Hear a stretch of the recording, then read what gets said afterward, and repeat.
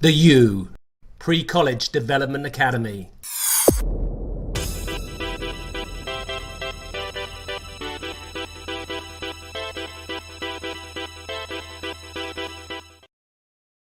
Good evening and welcome to PCDA TV.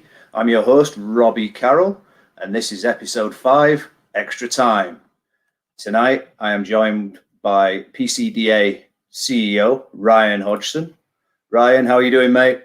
Good, Rob. Thanks for having us again, mate. I'll try and not talk as much tonight. So nice. I mean, you dropped that microphone last week, and we're hoping that you didn't find it before the show, so we can talk to our esteemed guests here. I'm going to introduce our first guest. He's a former Division One. Well, he's not former, a Division One national champion. He's the current United Soccer Coaches, director of coach education, and a former head coach at McAllister College. Basically, he's Mr. Soccer himself. Let's give a warm welcome to Mr. Ian Barker. Ian, how are you, my friend? Good, Robbie. Thank you very much for the whatever that intro was exactly, but I very much appreciate it. I'm glad to be here, and thank you, Ryan, for the invitation. Well, let's go ahead and get started here, Ian. Can you just tell us a little bit about yourself? I've read your resume and I've done a lot of Googling, but it's always better to get the information straight from the horse's mouth. So tell us a little bit about yourself. Sure. So for the purposes of this call and some of the content we're going to talk about, I've been in the US since 1987, came straight from university in England. So I've only ever coached professionally, like that is to say, as a living in the US. So I consider myself very much an American or US coach, even though I grew up in Great Britain. And since I've been in this country, I've had 4 primary coaching gigs that sort of paid the mortgage. One was the University of Wisconsin assistant men's coach, Division One. We had good success. Then I was a state director for Minnesota Youth Soccer in the USYS. Then I was a Division III coach for 13 years in St. Paul, Minnesota. And then the last 9 years, I've been the director of coaching education for United Soccer Coaches, formerly the NSCAA, doing a lot of coach ed, working with a lot of college coaches in getting their badges. And then the side gig that I continue to do, which is a bit of a labor of love, is I do support the ODP program for USYS, trying to get boys and girls connected from good youth club and high school, maybe into the college and or professional ranks. 9 years. 9 years with United Soccer Coaches. Yeah, 9 years, yeah. Yeah, flown by. Yeah. So, going to introduce our next guest now. UEFA license holder and the current head coach of American International College, Luke Perry. Luke, how you doing, pal? Good evening, gents. How you doing? Thanks for having me on. Welcome, mate. It's a pleasure having you on. So let's go the same route as with Ian. Can tell us a little bit about yourself, mate? Well, it's a tough act to follow there with Ian. So I graduated high school in the UK in 16. Spent 2 years playing for a League Two team with their youth team system. At the end of the 2 years, didn't get offered a pro, but I always knew that coaching was kind of a route for me. So I actually started my UEFA B when I think I was 17. Ended up coming over to America, went to a school in North Carolina, Leeds McRae College for 2 years, transferred across to Southern Connecticut for 2 years. And then since then, I've been in some coaching capacity at American International College. Started off as a grad assistant and then have been head coach since 2015 now. So a little bit of time. Brilliant. Right, I'm going to get started with some questions here. First one's for you, Ian. You've travelled the world on the back of the beautiful game that we call football in our homeland, but obviously over here they've already got hand egg, so we call it soccer.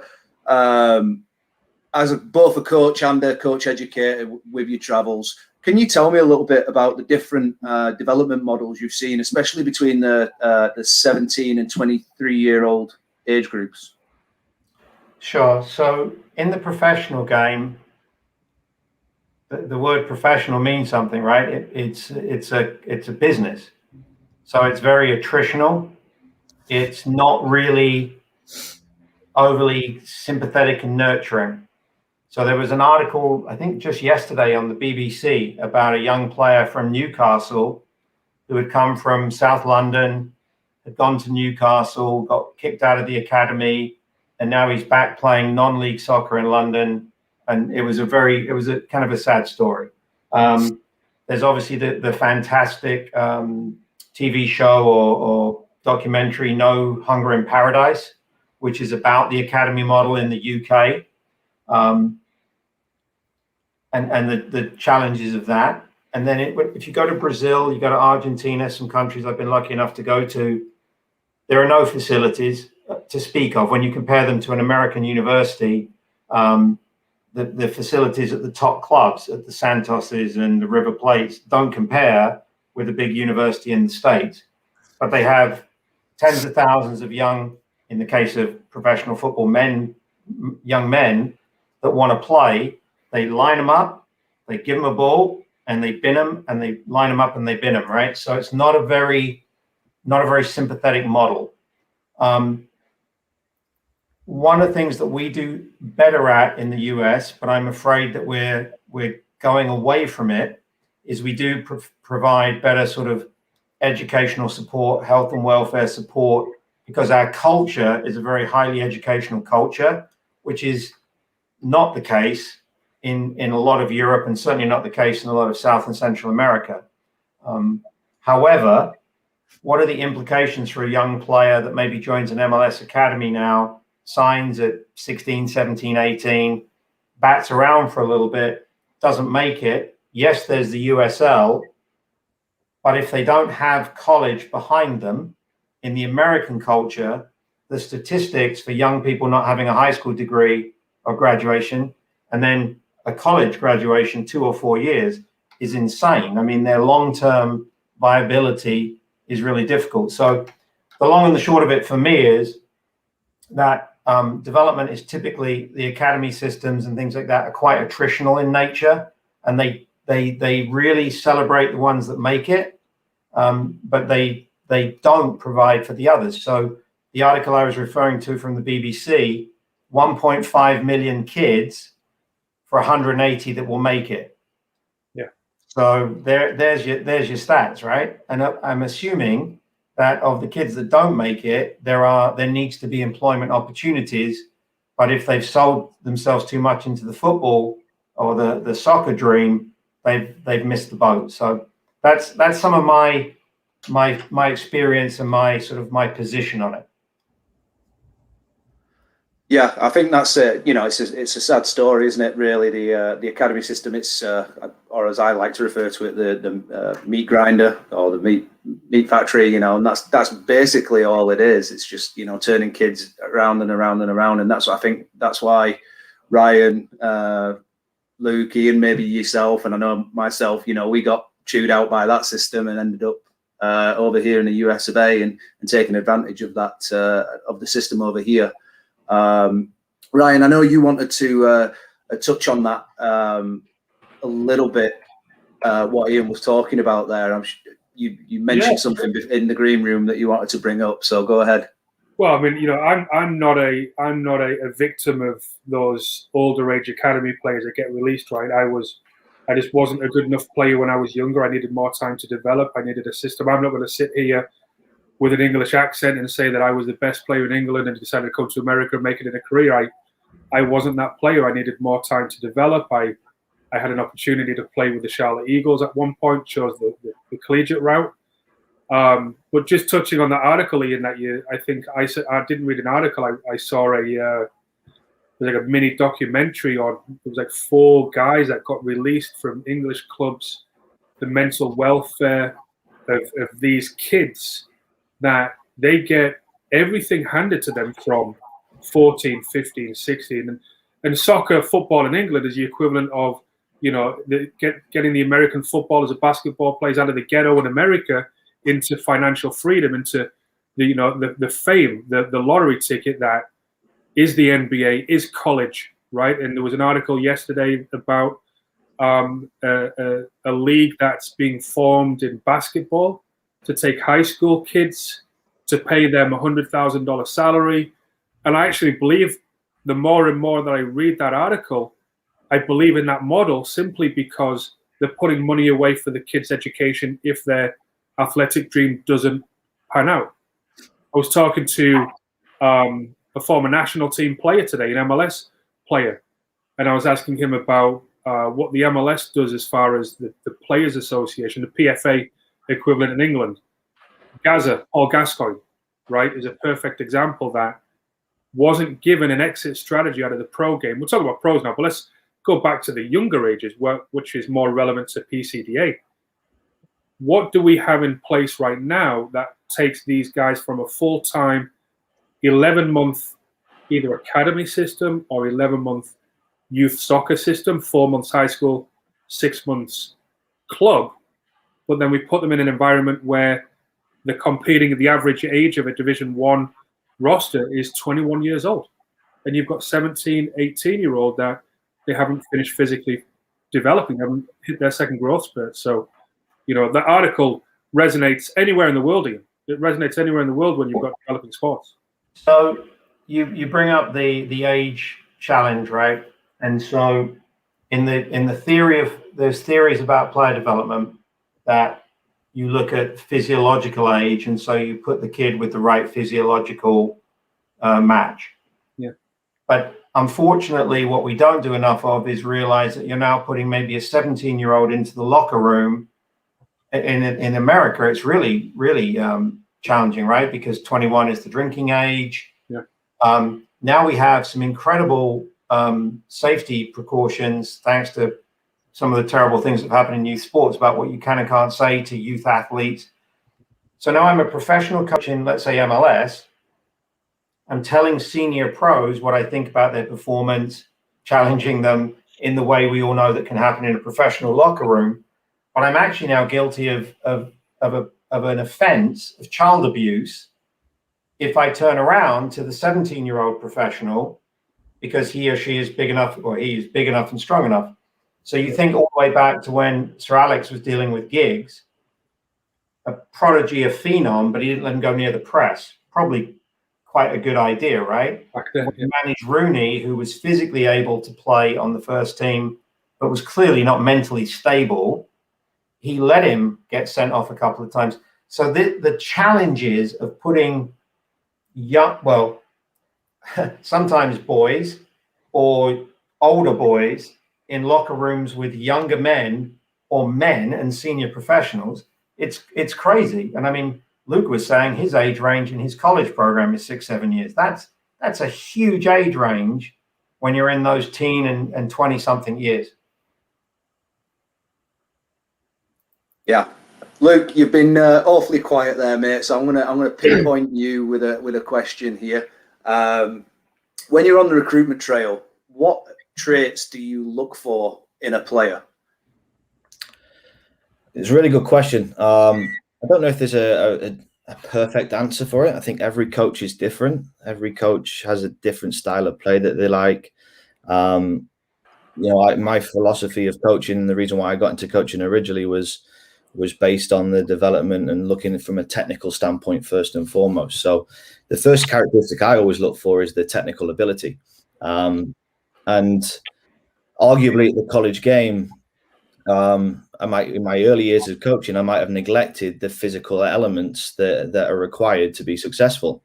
You know, maybe I was too naive in my process and my recruiting process, and solely focused on maybe smaller players that needed some development and time to grow, but arguably was kind of causing myself my own issues, because the college game works where 17 days of preseason and then you're playing games straight away. There's no real time for development. You have to be able to compete, to challenge, to fight against these, you know, 22, 23-year-olds that we've spoken about. So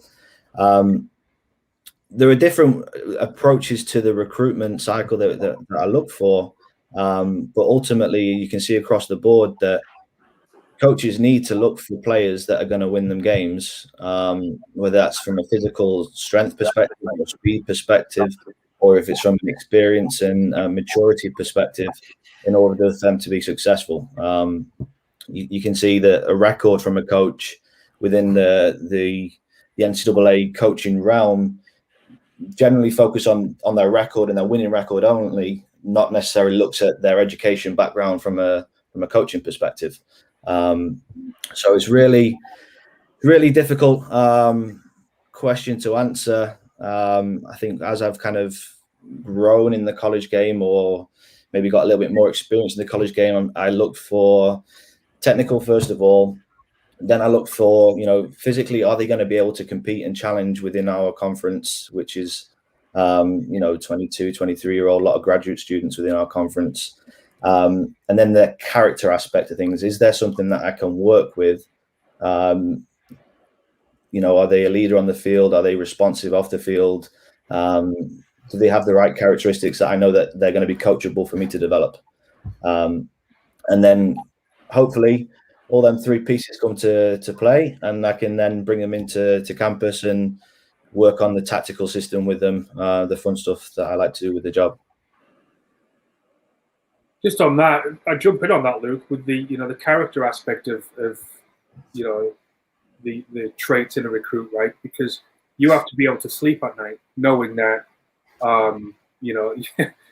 you've got a game tomorrow, or it takes a whole year, 2 years to build up a team, but it could take one mistake to bring down that collegiate sprint of an 11, 12-week season.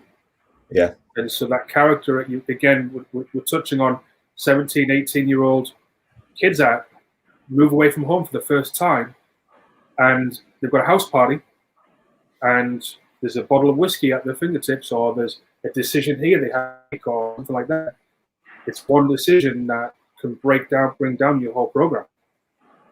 Yeah, it's a tough challenge. I've had a conversation with a lot of colleagues in the game, and almost kind of look at ourselves like we're mad because we're putting our trust in 18-year-old players that are excitable. They're coming over to a new environment. The leash has been taken off from maybe the parents or the high schools watching over that they're doing classes, and we've got to put our trust in our careers in their hands. So that's why the character aspect is. I don't think there's any coach in the world or any coach in the college game that would say we don't understand that mistakes are going to happen.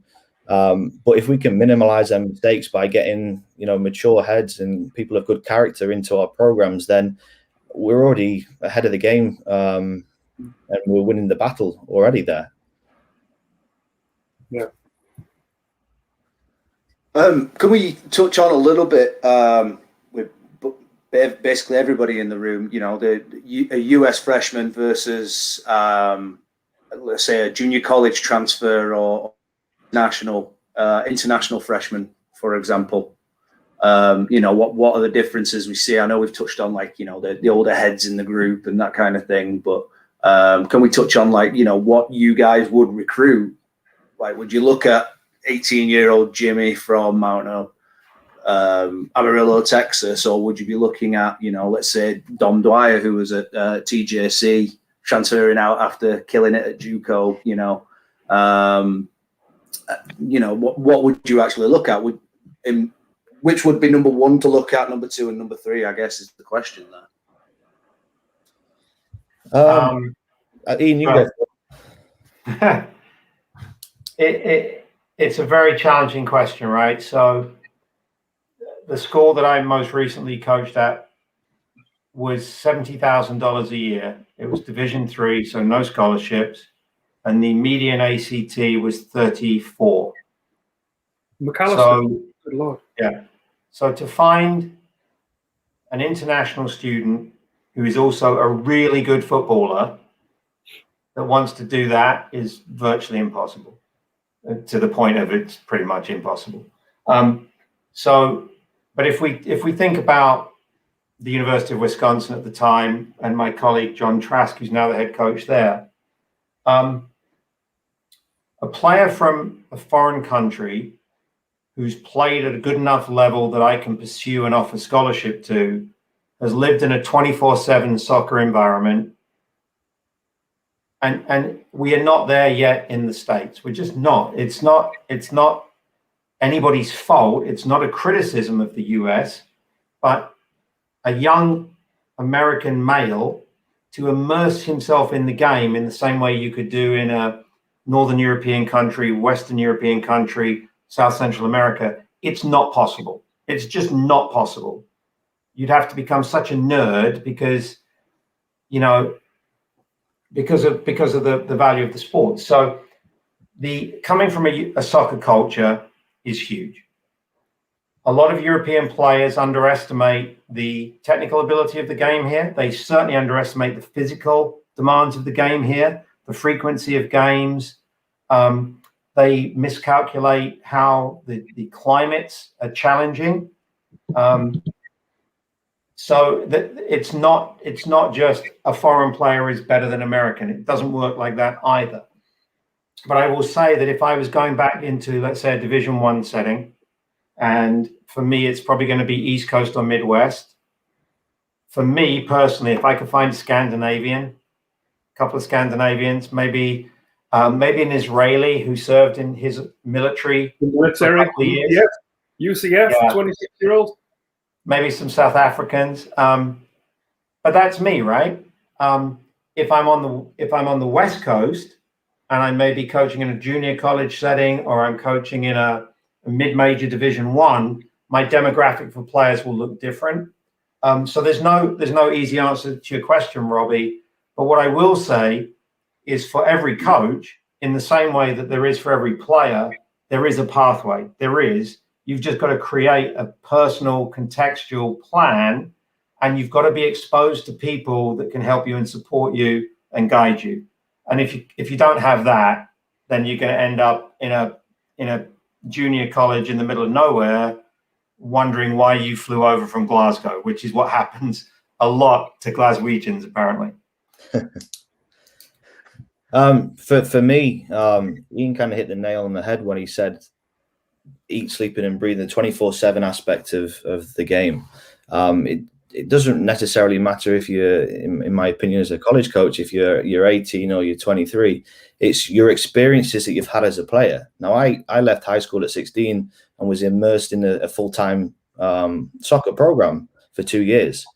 Now, unless you're at maybe a Real Salt Lake or a team that houses their players and they're training 2 or 3 times a day, you don't necessarily get that over here. I've coached club soccer over here as well, and I would say they're probably touching, especially in the winter months in Massachusetts, the ball twice a week. They've got maybe basketball, twice a week or whatever, and that's not a criticism either. It's just it's very hard for them kinds of players to be able to compete straight away with someone that's been playing 24/7 for the past 2 years, and that's the real difficulties. So it's not the age that's the key thing. It's the experiences that you've had and the involvement that you've had in the game, and that's the crucial part. Yeah. Completely agree with that. And sorry for giving you these what I like to call brain scratches, because I just figured, when Ryan told me who we had on the show this week, I was like, better get that pen out and get ready for these guys. So testing us on a Friday evening. That's it. Sorry, lads. You can have a swift one afterwards, though. But I do want to know, Luke, who they had on for the first 4 shows, that you and I were the best they could get for the 5th one. So unless it was Ryan for all the other 4 shows, and then it's just I've only been on 1. This is my 2nd one, I think, or 3rd one. The opening one I missed 2, and But I do want to touch on Ian, what Luke said, Robbie, if I can. What Luke said about the training environment. Can you two still hear me all right? Yeah. Okay, it's just Ryan's connection that's lagging mine out a little bit. Okay, can you put a value on as a former college coach, on a academic junior stroke athletic freshman who has maybe gone through the PCDA program?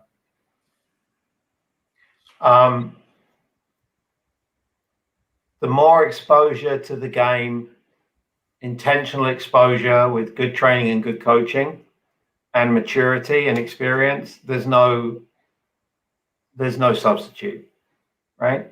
I mean, you look at a top league in the world, right? There are very few young players that come in and immediately hit the ground running and then sustain it. They might have little hotspots, but I mean, we'll all watch a lot of Premier League tomorrow, I'm sure. And, you know, if Bruno Fernandes, who's one of the best, if not the best player in the league, Kevin De Bruyne, even Jack Grealish, right? All of these top players who do it every single week, it's based on experience. You get hothouse flowers who come in and blow the doors off for a couple, but they're very few. I mean, Rooney in the British football, in American, in US soccer. I mean, Pulisic to some extent has done that, but he had a tremendous grounding with Dortmund. So that to your question, Robbie, in my opinion, there is no nothing that replaces good experience, good, healthy longevity and experience. There's nothing that can replace that. And then Luke, I keep doing this to you, mate. You got to follow up after Ian's answers, but yeah, what value as a college coach would you put on that academic junior stroke athletic freshman? I think I've got the toughest gig here, haven't I? Following Ian every question. No, I think as a young player, something that you'll see across any level is the inconsistencies. And the inconsistency of performance, you know, that dip that Ian was talking about. And as a college coach, you know, your record is the main important thing. You can't afford to have the inconsistencies. And that's very difficult to say because you have 2 games a week. You look at Liverpool, the most challenging. I'm a Liverpool fan. It's bitter for me to say, but you know, the most jam-packed schedule that we've ever had, I think, in that sense. There's a game every 2 days. From a sports science perspective, you know, I think the MLS went through this when they went to the MLS's back. It's very difficult to train when you have 2 games a week, you know, with the two days off. So these things add up and provide more inconsistencies for young players because they haven't got that mental strength, that mental capacity to maybe absorb it. Whereas your Jack Grealish and your players that have been doing this week in, week out for many years, talking 16 years or maybe even 15 years all the way through to where they are now, there's less risk involved. So if you're putting financial scholarship in a player that's been exposed to that environment consistently, there is less risk, and that is crucial for any coach. That's a good point. Yeah, so I completely agree. I mean, when I was in my college coaching days, you know, I'd look at everything. But scholarship money, I'd look at it as though as a pro coach, and that's a salary. Like, you know, it's an investment in a player. And when you're putting money into a player, whether it's $1,000 or $10,000, because I was a JUCO coach and $10,000 goes a long way. But you know, whether you're putting 1,000 or 10, you have to know that they're going to do the business for you on and off the field, even in the classroom. Because obviously, if you're putting money into a player and they're not pulling a weight in the classroom, the athletic director is going to pull you in the office and say, "Hey, what's going on with this kid? Why are we paying for this?" So yeah, it's tough as well, Robbie, because at the end of the day, some of them are 18-year-old, been in high school, you know, maybe immature in that sense, or not maybe experienced certain things away from making their own decisions, away from the parents, all that kind of stuff. So I can fully empathize and kind of see it from their point of view. And it's just a really tough battle to kind of contend with. Yeah. So over the course of your collegiate coaching careers, as well as thinking of your colleagues, how many student athletes do you think could have benefited from coming in as an older age freshman? Luke? Oh, you're leading me off here.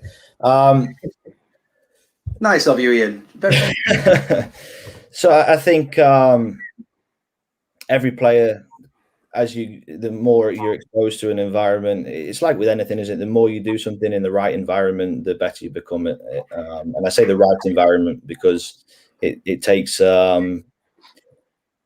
you have to be able to learn. You have to be able to make mistakes. You have to be able to be coached and to turn their mistakes into positives. If you're doing something with a bad technique and you just keep doing it, it doesn't mean you're never going to improve it. You need to have improvement there. So I think every player that they've had over the 4 years, they've developed and they've grown. I think to have a player, to have an older freshman that's maybe gone through them mistakes in their career, as an 18-year-old and come into this environment again, they tend to do better. They tend to have moved away from them inconsistencies, and they tend to perform week in, week out, or game in, game out. I think if you look across every year, we sit as a coaching connection or a coaching board of within our conference, and we discuss the rookie of the year, the freshman of the year, and there's always the counter arguments. Oh, this freshman, he's a true freshman because he's 18-year-old straight out of high school. He deserves it more. And then there's this maybe 21-year-old Italian player that's come in. I'm speaking from personal experience within our conference, who's phenomenal and by far one of the best players within the conference. But for some eyes of coaches, he's not a true freshman. Guy wins Rookie of the Year anyway because he was phenomenal. So I think long-winded way around, that kind of answers your question a little bit. Absolutely, yeah. Ian, have you got anything to build on that? Yeah, so the two schools that I coached at, if they didn't want to be at the school and go to the classroom, they were absolutely no use to me at all because they wouldn't have been able to play. So a huge component of it is compatibility with the institution, right? And I'll tell a very brief story, and I could mention the names because the lads wouldn't mind because I give them a hug if I saw them. In 21 years, I recruited two guys that I wish I'd never recruited. One of them scored a goal in the national championship final, so he did really well for us on the field. And the other one played every single game in 4 years at McAllister, which virtually nobody did. So they were really good footballers. And they were both Americans, but they had no business being in the schools because they weren't the right schools for them, and for cultural and football and cultural and academic reasons and where they came from in the country and just all kinds of stuff. So that's a failing of me, right? And then it's a sort of a back-end answer. People say, well, do a preseason test, right? We're going to come in at preseason and we're going to run them. Well, if I've got one kid that's gone and played PDL all summer, and I've got one kid who's gone to Guatemala to bring water to the town because he's on a Peace Corps or a pseudo AmeriCorps type thing, it's just criminally insane, right? Now, obviously, to Luke's point, because we have to win games, I'd love it if they all played PDL all year, but some of them aren't going to do that. So the long short answer to your question is, I want footballers. I want people that are committed footballers, 10-month-a-year footballers, whether I'm at the most humble level of Division 3 or I'm trying to win at Wake Forest or Wisconsin or wherever it is. By the same token, they've got to integrate with our program for 2-4 years. So it's a challenging matrix because, and Luke talked about it right at the very beginning, as much as you're looking at their technical and tactical ability, you're looking at their character for your institution. And there is another challenge because, as Luke can attest, you guys have both done some college football, the range, the spectrum of what a culture could look like, what the environment could look like. I was in a college, you would probably know it, Robbie, but there's an NAIA school in Iowa. And I went and coached 26 lads, and only one of them was American. And he was from California, and he was wondering why he was freezing his backside off in Osceola, right? So that's a different culture than having a group of spunky young MLS Academy Americans in an ACC school. So, it's horses for courses a lot of the time. I'd agree with that. And funny story, I once had a Jamaican kid when I was in Kansas, and then when that winter came, he did not want to practice whatsoever. Like, it was, I've never seen anything like it. And when I played in Texas as well, Jamaicans as well just didn't want to know about it. As soon as that weather, that cold snap came in, whether it lasted a day or 2 days, they were just gone. So we have some questions from some of our viewers that I'm going to throw out. So I'm going to pop this one on the screen from our very own head coach of the Georgia Pre-College Development Academy. What do Ian and Luke think are the biggest weaknesses currently in the system for the U19 to 21s in the US? Luke? I think it keeps going back to the same point, doesn't it? It's the exposure and the immersion into a full-time environment. I think personally that age range between 18 and 20 is a massive, momentous period for development of a player. Physically, players develop at different rates. Mentally, players develop at different rates.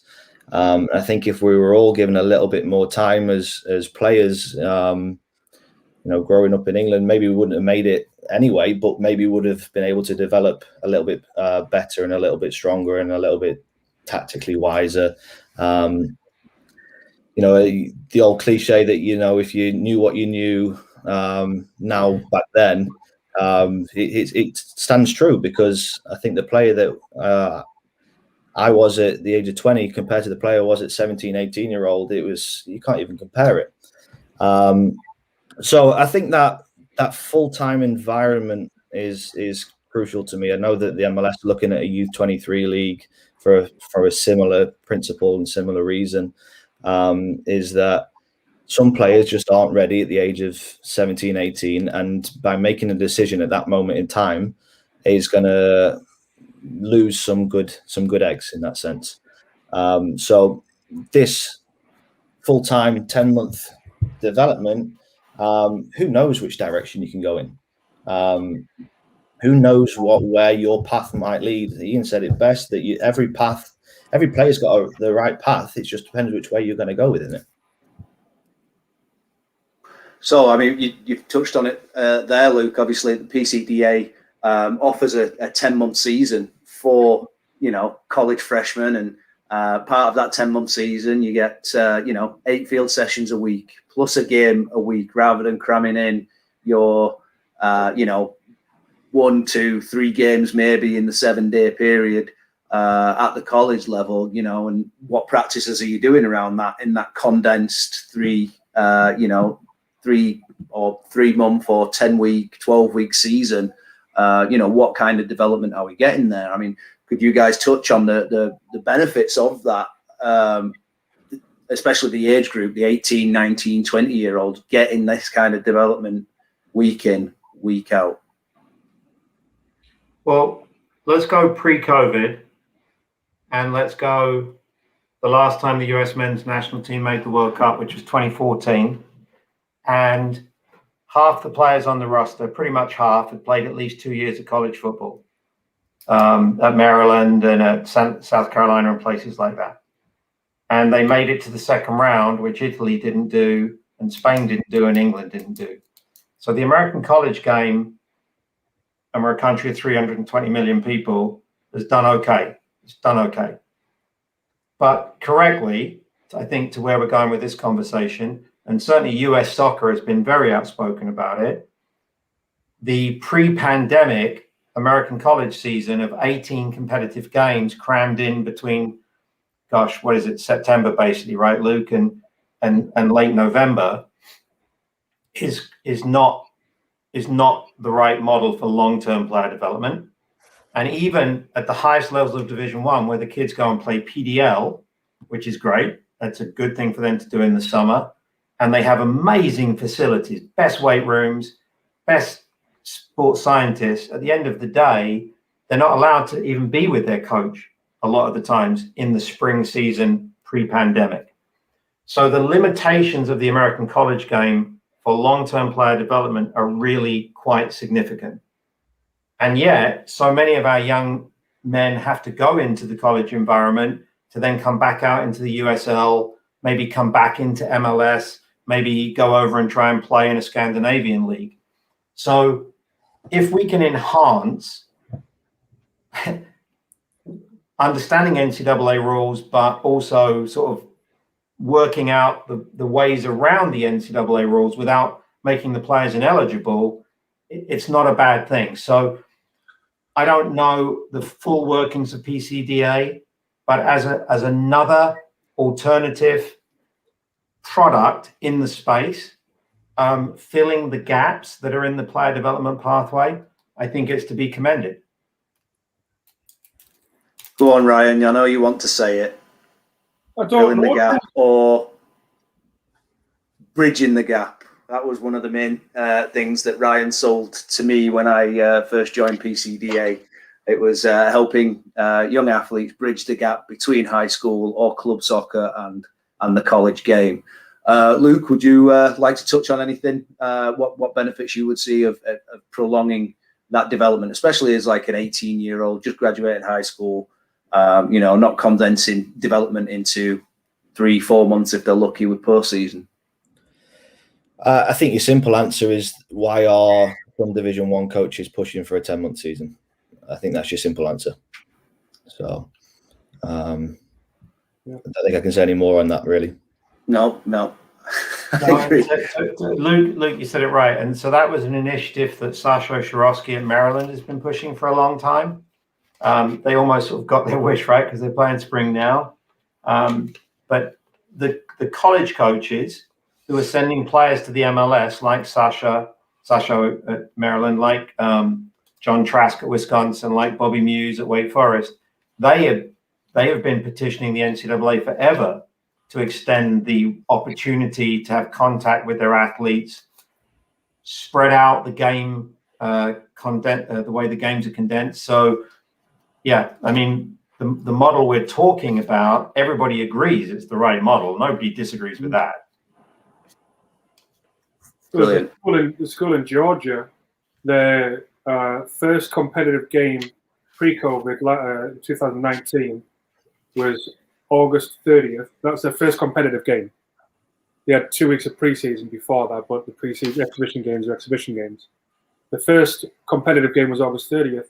The last competitive game was October 30th, I think it was. And then they went into the first round of the playoffs, which was November 6th, and they lost 5-0. That's 9 weeks. That's 8 weeks of regular season, and then it's 1 week of a playoff, and the season is done. And the kids can't train. They go into the postseason depression, if you will, after the collegiate sprint.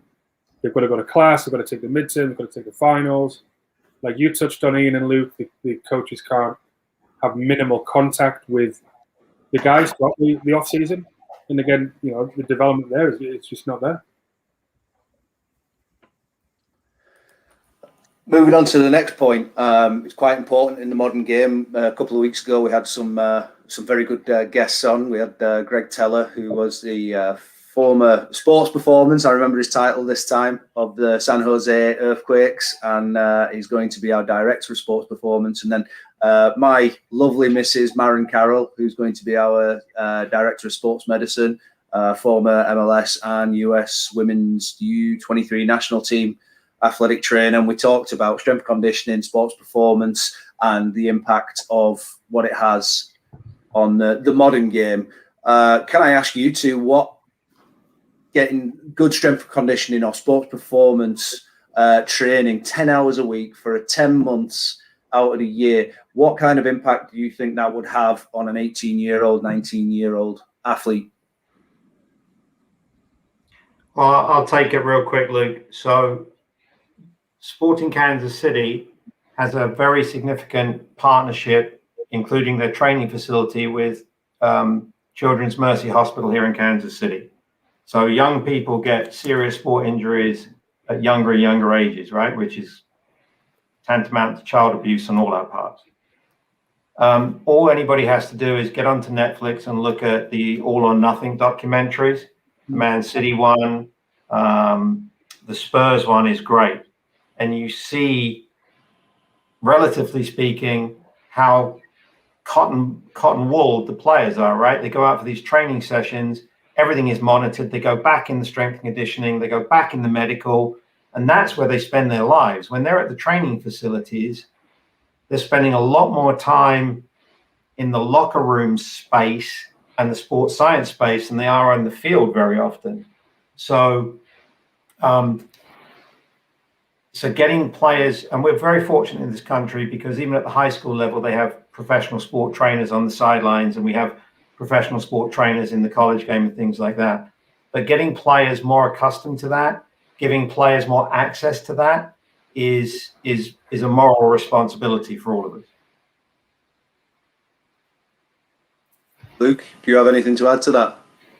No, I guess I would turn the question back to you guys, and say, what do you think where do you think the game's heading? How does the game develop in the next few years? Well, we're not, the assumption is we're not going to be developing professional players out of this academy. I think that comes at the next level. I think we're prepping the guys. We're building the foundation. We're filling in the cracks. We're ensuring that we've got a solid base before they go to the next level. But if you think about, the amount of soft tissue injuries in a collegiate game, and you guys can speak more than I can with how many soft tissue injuries will have knocked some of your players out for the season. We're building the foundation, the sports performance, the wearable tech, the whole overview of the sports performance, S&C, sports science, is to get these guys to the next level, right? So they can't hide. Data doesn't lie.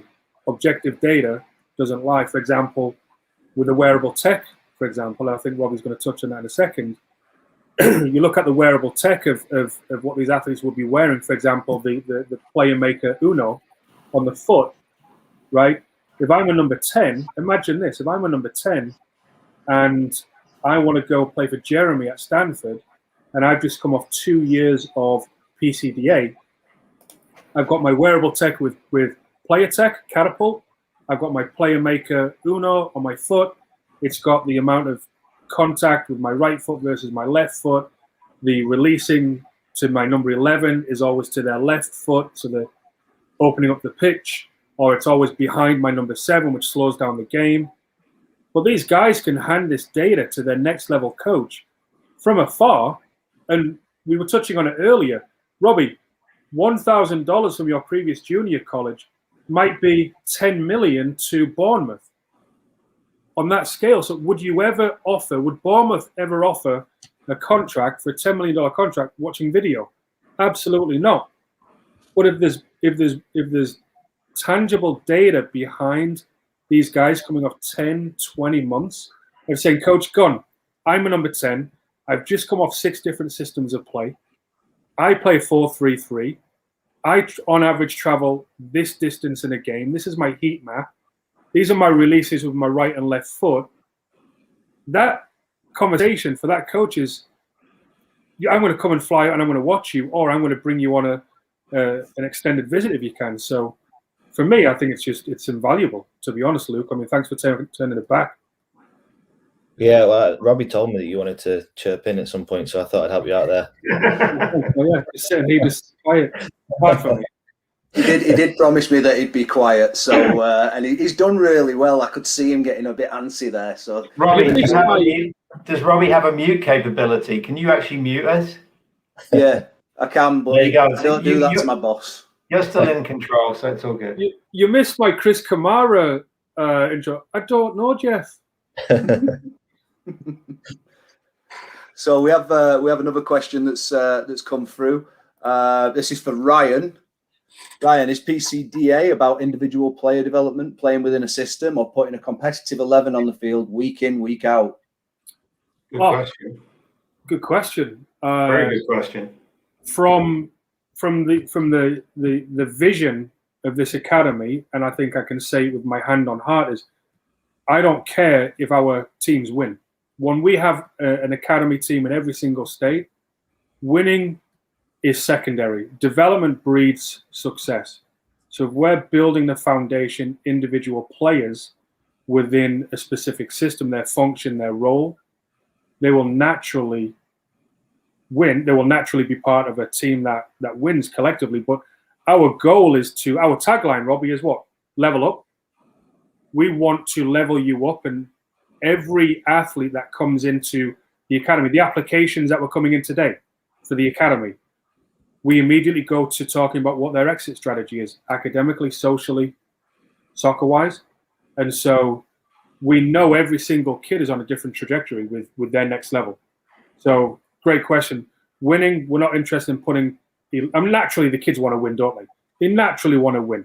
So we'll be playing UPSL, we'll be playing in the US State Cup, potentially US Club Tournament showcases. That's where they're going to get the hunger to win.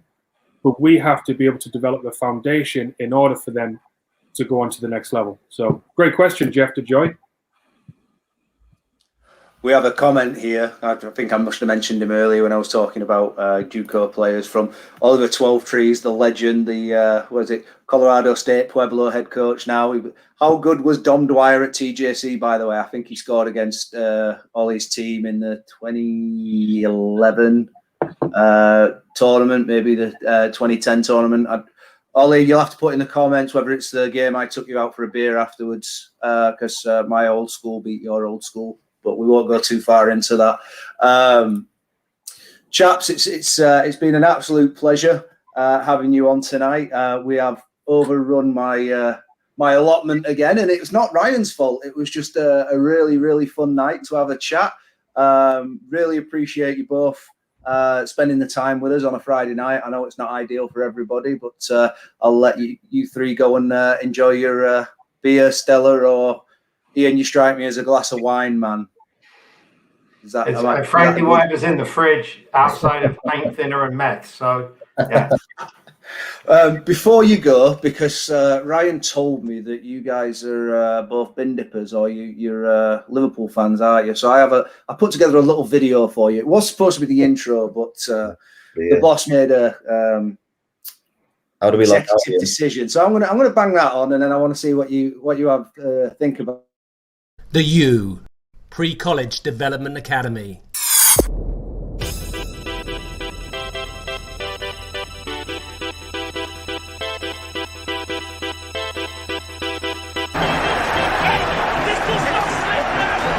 Devastating for Liverpool fans. A gift of the cruelest type. That is horrible for Steven Gerrard. Your heart weeps for him.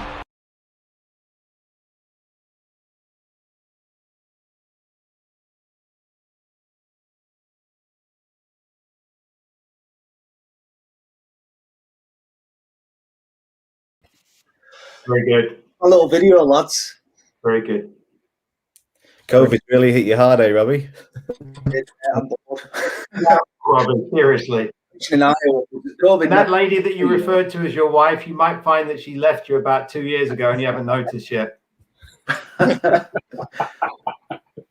I should be so lucky. Just kidding. I know you're watching in the next room. But fellas, that's all we've got time for, and I did really enjoy watching two Liverpool fans nearly start crying live on my show. It will get better, fellas. We've been there, haven't we, Odgie? With Man United under Mourinho, it wasn't great. So you'll get there eventually, guys. Maybe Europa League next season. We don't know. But ladies and gentlemen, that's all we've got time for. Big thank you to Ian Barker, the current Director of Coaches Education for United Soccer Coaches, and Luke Perry, the Head Coach of American International College. Thanks, Luke. And the CEO of Pre-College Development Academy, Ryan Hodgson. My name's Robbie Carroll, and this was PCDA TV, Episode 5, Extra Time. Have a good night. See you next week.